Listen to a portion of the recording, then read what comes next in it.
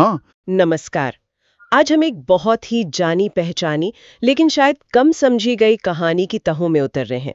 ईसा मसीह के जन्म के समय पूरब से आए कुछ रहस्यमयी विद्वानों की कहानी, मजूसी या ज्योतिषी जिन्हें कहा जाता है, उनकी यात्रा। हाँ, ये कहानी बहुत सुनी जाती है, खासकर क्रिसमस के समय। बिल्कुल। हमारे स्रोत बताते हैं कि ईसा मसीह के जन्म की भविष्यवाणी तो खैर कई भविष्यवक्ताओं ने पहले ही कर दी थी, और जब उनका जन्म हुआ तो हुआ ये कि पूरब से कुछ मजूसी, कुछ ज्योतिषी यरूशलेम शहर पहुंचे। और पहुंचते ही उन्होंने एक सवाल पूछना शुरू कर दिया। हाँ, और सवाल बड़ा सीधा था, एकदम पॉइंट पर। यहूदियों का वो नवजात राजा कहाँ है? हमने पूरब में उसका तारा देखा है और हम उसे प्रणाम करने आए हैं। सोचिए जरा, ये सवाल यरूशलेम में क्या हलचल मचा गया होगा। बिल्कुल। तो आज हमारी पड़ताल का मकसद यही है। ये मजूसी असल में थे कौन, कहाँ से आए थे? इस पर हमारे स्रोत एक बहुत ही, कह सकते हैं, एक खास सिद्धांत सामने रखते हैं। हाँ, जो शायद आमतौर पर सुना नहीं जाता। सही। फिर उनकी यात्रा कैसी थी, कितनी लंबी, कितनी कठिन, और इस पूरी घटना का, उनके आने का, उनके उपहारों का आखिर मतलब क्या था? चलिए इस दिलचस्प वृतांत की गहराई से छानबीन करते हैं। बिल्कुल। और जैसा आपने कहा, ये कहानी सिर्फ आस्था का विषय नहीं है। अगर हम स्रोतों को देखें तो इसमें इतिहास की परतें दिखती हैं, प्राचीन खगोल विज्ञान की समझ झलकती है, और अलग अलग संस्कृतियों के मिलने के भी संकेत मिलते हैं। ये देखना बड़ा दिलचस्प है कि उस वक्त की दुनिया, जिसे हम शायद अलग थलग समझते हैं, वो कैसे एक दूसरे से जुड़ी हुई थी। तो सबसे पहला सवाल यही है कि ये मजूसी या ज्योतिषी, ये ज्ञानी लोग आखिर आए कहां से थे? स्रोत इस पर जो दावा करते हैं वो, जैसा आपने कहा, पारंपरिक समझ से काफी अलग है। हाँ, ये जानकारी वाकई ध्यान खींचती है। इन स्रोतों के मुताबिक ये ज्योतिषी तक्षशिला से चलकर यरूशलेम आए थे। तक्षशिला मतलब आज का पाकिस्तान? हाँ, उस समय ज्ञान का एक बहुत बड़ा केंद्र। बिल्कुल। लेकिन सोचने वाली बात है, ये लोग तक्षशिला कैसे पहुंचे? मतलब ज्योतिष का ज्ञान, खासकर बेबीलोन जैसी जगहों का प्रसिद्ध ज्ञान, वहां तक कैसे पहुंचा? हाँ, यहीं पर कहानी और गहरी हो जाती है। स्रोत ये इशारा करते हैं कि ये लोग मूल रूप से तक्षशिला के ही नहीं थे, बल्कि ये सिकंदर महान, अलेक्जेंडर द ग्रेट के साथ बेबीलोन से इस तरफ आए थे। अच्छा, सिकंदर के साथ? हाँ, हुआ यूं कि जब सिकंदर ने फारसी राजा दारा को हराया, मतलब डेरियस को, और विशाल बेबीलोन साम्राज्य पर कब्जा किया, तो उसके बाद उसने भारत विजय का इरादा किया। एक बहुत बड़ी सेना, एक बड़ा दल तैयार किया जी। इस दल में सिर्फ सैनिक नहीं थे, इसमें बेबीलोन के कई विद्वान, खगोल शास्त्री, कारीगर, ज्योतिषी, ये सब शामिल थे। बेबीलोन के लोग तो खैर प्राचीन काल से ही तारों और ग्रहों के ज्ञान के लिए मशहूर थे। उनका खगोलीय ज्ञान बहुत उन्नत था। तो स्रोत कहते हैं कि इन्हीं विद्वानों में ये मजूसी या ज्योतिषी भी थे, जो सिकंदर के साथ पूरब की तरफ आए और शायद तख्तशिला या उसके आसपास बस गए। बिल्कुल, यही कनेक्शन स्रोत बताते हैं। बेबीलोन का ज्ञान, सिकंदर का अभियान, इन ज्ञानियों का तक्षशिला पहुंचना, और फिर कई पीढ़ियों या सालों बाद वहीं से यरूशलेम की यात्रा। ये तो सिर्फ एक भौगोलिक यात्रा नहीं हुई, ये तो ज्ञान की, संस्कृतियों की एक लंबी, सदियों पुरानी यात्रा का हिस्सा लगता है। आपने सही समझा। और स्रोत इस बात को और पुख्ता करने के लिए एक और दिलचस्प जानकारी देते हैं। क्या? वे कहते हैं कि हिंदुस्तान में खश नाम की कुछ जातियां हैं। हाँ, सुना है। वो भी इन्हीं बेबीलोन से आए लोगों के साथ ही भारत पहुंची।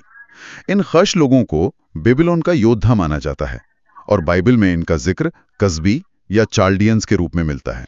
कसदी, चाल्डियंस, ये तो बेबीलोन के ज्ञानी माने जाते थे ना, खासकर ज्योतिष में। बिल्कुल वही। तो ये तार जुड़ता है। ये दिखाता है कि कैसे लोग और उनका ज्ञान बड़े पैमाने पर एक जगह से दूसरी जगह गए उस प्राचीन दौर में। कमाल है। यानी बेबीलोन का वो गहरा खगोलीय ज्ञान सिकंदर की विजयों के साथ तक्षशिला तक पहुंचा, और वहीं बसे इन ज्ञानियों या उनके वंशजों ने पीढ़ियों बाद वो खास तारा देखा। हाँ, यहीं से कहानी उस घटना पर आती है जिसने उन्हें इतनी लंबी यात्रा पर निकलने को प्रेरित किया। आकाश में उन्होंने कुछ असाधारण देखा। बिल्कुल। एक दिन शायद रोज की तरह ही वो आसमान का अध्ययन कर रहे होंगे, और उन्हें एक अद्भुत, असाधारण तारा दिखा। स्रोत बताते हैं कि यह तारा धीरे धीरे पश्चिम दिशा की ओर बढ़ रहा था। अपने पारंपरिक बेबीलोनियाई ज्ञान और गणनाओं के आधार पर उन्होंने इसका अर्थ समझने की कोशिश की होगी। और वे किस नतीजे पर पहुंचे? कि ये कोई आम खगोलीय घटना नहीं है, ये एक खास संकेत है। किसी महान राजा के जन्म का। सिर्फ महान राजा नहीं, बल्कि खास तौर पर यहूदियों के उस राजा का जिसके आने की भविष्यवाणियां थी, मसीहा का। और इसी समझ ने, इसी निष्कर्ष ने उन्हें वो बड़ा फैसला लेने पर मजबूर किया। हाँ, उनका संकल्प बना, हमें उसे प्रणाम करने जाना है। और इसी सोच के साथ उन्होंने वो अविश्वसनीय सफर शुरू किया। स्रोत इशारा करते हैं कि ये कोई छोटी मोटी यात्रा नहीं थी, महीनों, शायद सालों का सफर। बिल्कुल नहीं, ये एक बहुत ही लंबा, थका देने वाला और यकीनन खतरनाक सफर रहा होगा। बाइबल के वृत्तांत से बाद में जो अंदाजा लगता है, उससे ये पता चलता है कि उन्हें तक्षशिला से यरूशलेम पहुंचने में शायद 2 साल से भी ज्यादा का समय लगा। 2 साल से ज्यादा? ये तो कल्पना करना ही मुश्किल है आज के जमाने में भी। सोचिए, उन्होंने कैसे ऊंचे ऊंचे पहाड़ पार किए होंगे। आज के हिसाब से देखें तो हिंदू कुश या उससे भी आगे के पहाड़, फिर मीलों फैले रेगिस्तान लांघे होंगे, ईरान और मेसोपोटामिया के। नदियां पार की होंगी। हाँ, बड़ी बड़ी नदियां।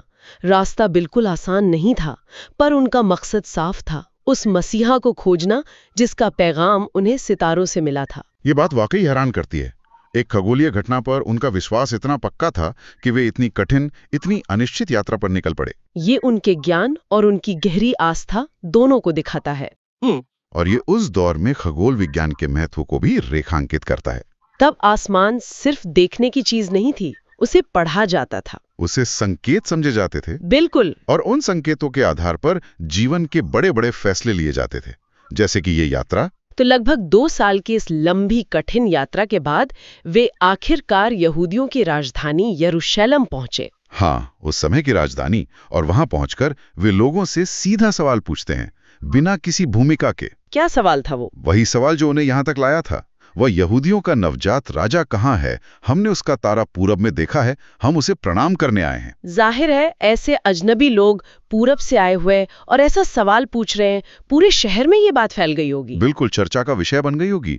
और ये खबर फैलते फैलते उस समय के राजा हेरोदेश महान यानी हेरोड द ग्रेट के कानों तक भी पहुंच गई। और हेरोद्स, जैसा कि ऐसे राजाओं से उम्मीद की जा सकती है, उसकी प्रतिक्रिया क्या थी? वो डर गया, अंदर तक हिल गया। उसे अपना सिंहासन खतरे में नजर आने लगा। एक नवजात राजा की खबर, और वो भी पूरब के ज्ञानी ज्योतिषों द्वारा प्रमाणित। ये तो उसके लिए सीधा खतरा था। हाँ, और हेरोदेस अपनी क्रूरता और अपनी सत्ता बचाने के लिए किसी भी हद तक जाने के लिए जाना जाता था। तो उसने क्या किया? उसने तुरंत अपनी चाल चली। पहले तो उसने गुप्त रूप से उन मजूसियों को अपने पास बुलवाया, बड़ी मीठी मीठी बातें की, उनसे तारे के प्रकट होने के ठीक समय के बारे में पूछा, बड़े ध्यान से, ताकि वो बच्चे की उम्र का अंदाजा लगा सके। बिल्कुल। और फिर उसने कहा, आप लोग जाइए और उस बालक के बारे में ठीक ठीक पता लगाइए। जब वो मिल जाए तो लौटकर मुझे भी खबर दीजिए, ताकि मैं भी आकर उसे प्रणाम कर सकूं। लेकिन उसके मन में कुछ और ही चल रहा था। हाँ, जैसा कि स्रोत स्पष्ट करते हैं, उसके शब्द उसकी नीयत से कोसों दूर थे। उसके मन में प्रणाम करने का कोई इरादा नहीं था। वो तो उस नवजात राजा को हमेशा के लिए खत्म कर देना चाहता था, ताकि उसके शासन को भविष्य में कोई चुनौती न दे सके। एक क्लासिक उदाहरण है ये। हाँ, इतिहास में ऐसे कई शासक हुए हैं। हेरोदेस का ये रवैया बिल्कुल वैसा ही है। किसी भी संभावित खतरे को, चाहे वो कितना भी छोटा क्यों ना लगे, बेरहमी से कुचल देना। मजूशियों ने हेरोदेस की बात सुनी, पर शायद उनके मन में कुछ शक पैदा हुआ हो, या शायद उन्हें कोई और संकेत मिला। हाँ, क्योंकि जैसे ही वे यरूशलेम से निकले, कहानी एक नया और दिलचस्प मोड़ लेती है। वही तारा। हाँ, वही तारा जिसने उन्हें पूरब से रास्ता दिखाया था। कहानी के अनुसार वो फिर से आकाश में प्रकट हुआ और उनके आगे आगे चलने लगा, उन्हें रास्ता दिखाते हुए। बिल्कुल। वो उन्हें यरूशलेम से दक्षिण की ओर ले गया, बेथलेहेम नाम के एक छोटे से गांव तक।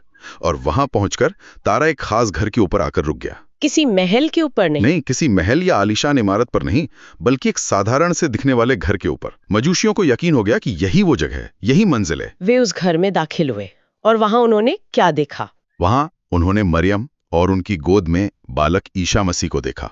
वही राजा जिसके जन्म का संकेत तारों ने दिया था, जिसके लिए उन्होंने हजारों मील का सफर तय किया था। उस क्षण उनकी प्रतिक्रिया क्या रही होगी, इतनी लंबी खोज के बाद? कहते हैं वे अत्यंत आनंदित हुए। शायद उनकी सारी थकान, सारे कष्ट पल भर में दूर हो गए होंगे।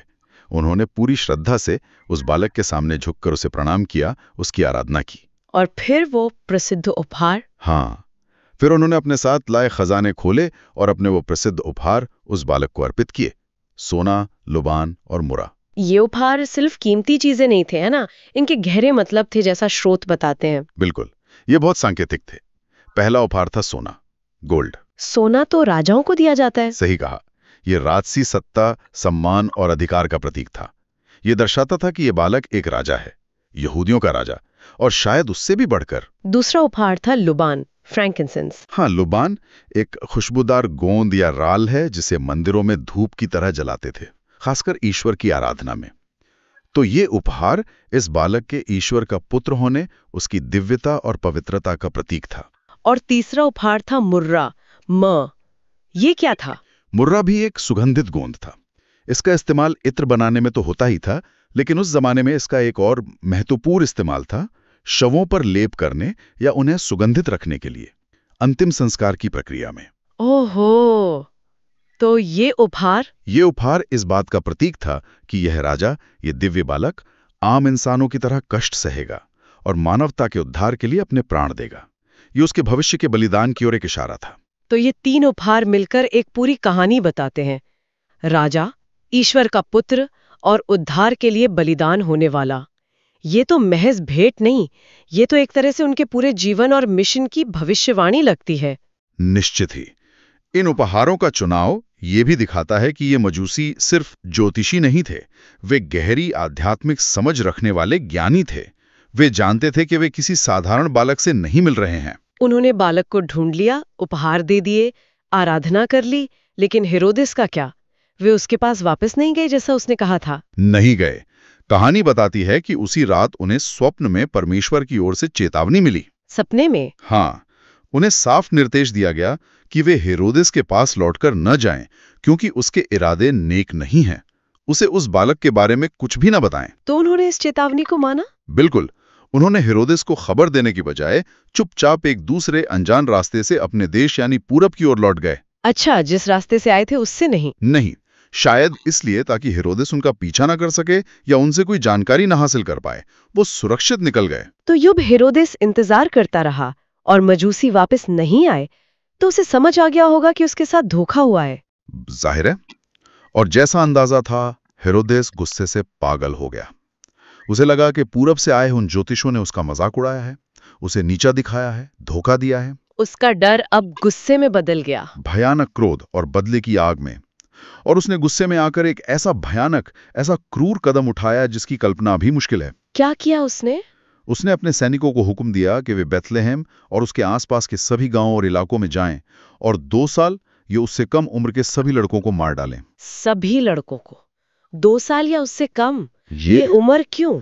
क्योंकि जब उसने मजूशियों को बुलाया था तो बड़ी चालाकी से उनसे पूछा था ना कि उन्होंने तारे को पहली बार कब देखा था। हाँ। तो मजूशियों के जवाब से उसने हिसाब लगाया था कि उस नवजात राजा की उम्र लगभग 2 साल या उससे कम ही होगी। इसलिए ये पक्का करने के लिए कि वो नवजात राजा किसी भी हालत में बच ना पाए, उसने उस उम्र के सभी मासूम बच्चों की हत्या का आदेश दे दिया। हे भगवान, ये तो बहुत ही भयानक है। हाँ, ये इस कहानी का एक बेहद त्रासित और भयावह मोड़ है।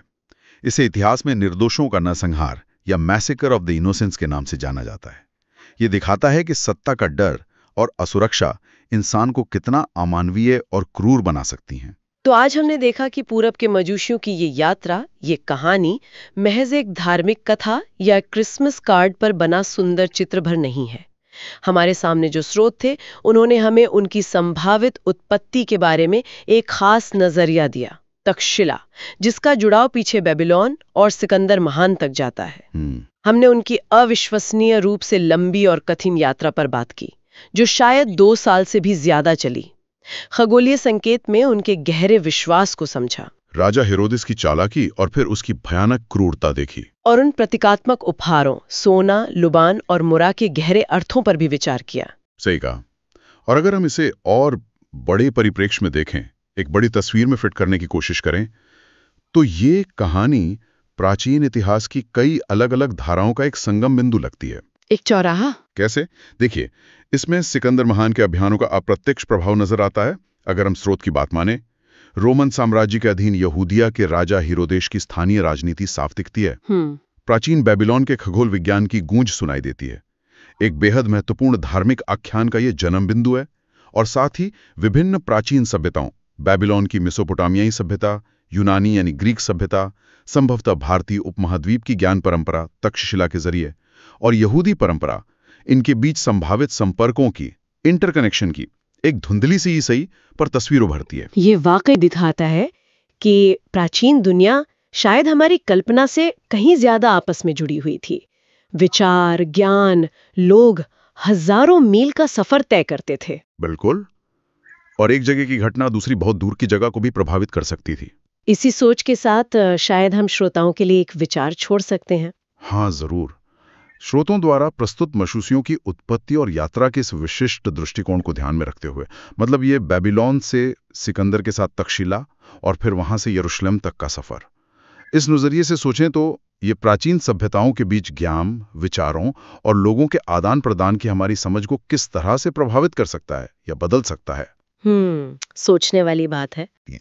इन प्राचीन दुनियाओं के चौराहों पर जहां ये महान सभ्यताएं मिलती थीं, टकराती थीं, एक दूसरे को प्रभावित करती थीं, वहां और कौन से अनकहे इतिहास, कौन सी भूली बिसरी कड़ियां छिपी हो सकती हैं, जिन पर शायद हमने अभी तक पर्याप्त ध्यान नहीं दिया है। ये वाकई सोचने और खोजने का विषय है।